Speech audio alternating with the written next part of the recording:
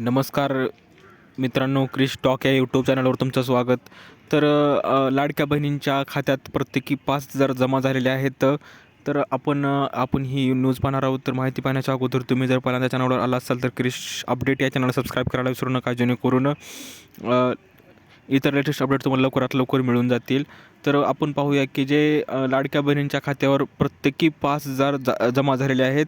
आणि हे जी न्यूज आहे ती मुख्यमंत्री स्टॅलिन यांनी सांगितलेले आहे. तर निवडणुकीपूर्वीचा ह्यांनी एक प्लॅनिंग केलेलं आहे की जेणेकरून महिलांना प्रत्येकाच्या अकाउंटवर 5,000 मतदान मिळावे म्हणून.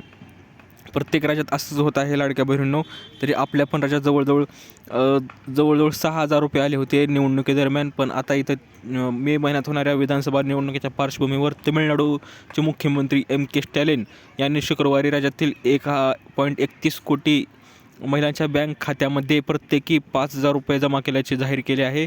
आणि अशी ही अपडेट आहे मित्रांनो.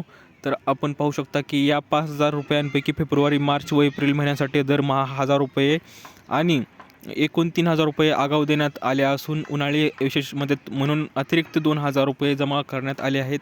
आणि विधानसभा निवडणुकीचा जवळ आल्याच्या पार्श्वभूमीवर सत्ताधारी द्रमुक पक्षाचा हा निर्णय महत्त्वाचा मानला जात आहे. तर प्रत्येक राज्यात असाच निर्णय होत आहे, निवडणुकीच्या पूर्वी पैसे देण्यात येत आहेत. तर लाडक्या बहिणींनो, ह्या महिन्याचा जर हप्ता तुम्हाला महाराष्ट्रातील मिळवायचा असेल मुख्यमंत्री माझी लाडकी बहीण योजनेचा, तर KYC आणि तुम्हाला चेक करायचे की KYC बरोबर झालेलं आहे की नाही. तर ज्यावेळेस अपडेट येईल पुढच्या म्हणजेच फेब्रुवारीच्या हप्त्याविषयी तुम्हाला मी लवकरात लवकर कळविनच. तर अशी ही अपडेट होते.